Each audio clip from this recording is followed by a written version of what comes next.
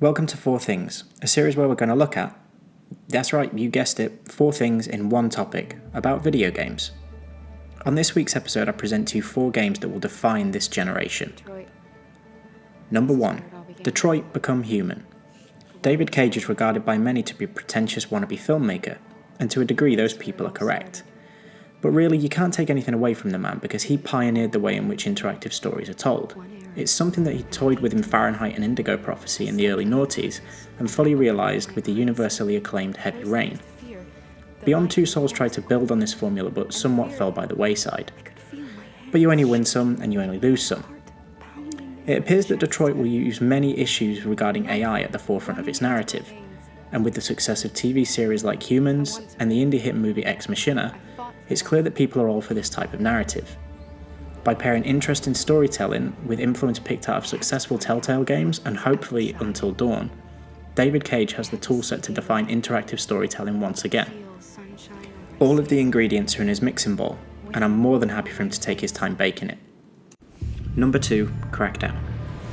Microsoft announced Crackdown a while ago, and with development now coming to completion, it'll be interesting to see just how well the game's going to stack up in terms of what we've been promised.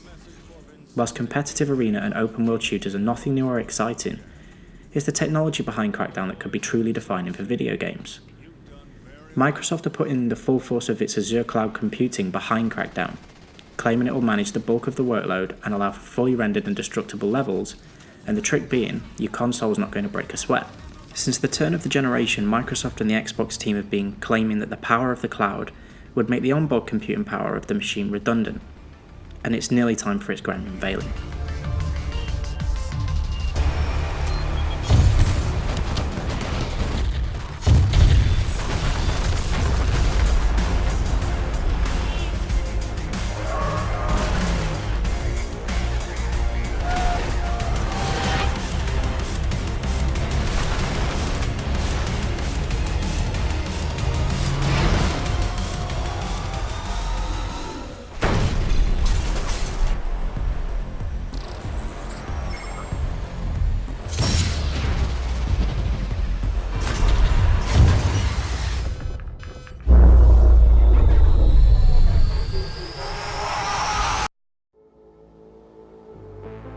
I've seen things. Number 3, No Man's Sky.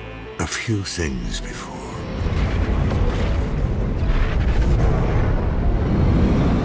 Sick of hearing about it? Waiting for it? Craving it? Me too, but that doesn't take away from the sheer task which is facing Hello Games. This project has a huge ambition and it's such a small studio. To pull it off is going to be a defining feat all of its own. But that isn't what's so magical about this upcoming title. Seemingly infinite exploration is. The entire universe of No Man's Sky will be built procedurally, the formulation built upon a complex mathematical equation. No one planet the same. A game you simply couldn't finish in your lifetime. Just let that sink in. There are more planets in this game than the population of people playing could ever finish in their actual lifetime. Exciting? Daunting? Impossible to pull off? We'll soon see. Number 4, The Legend of Zelda. This might seem like an odd choice here, but when you think about it, this game could actually end up being very important and defining in the whole of Nintendo's existence.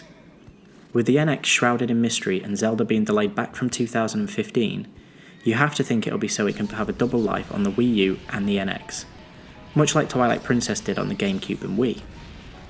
This could be disastrous or it could be a stroke of genius.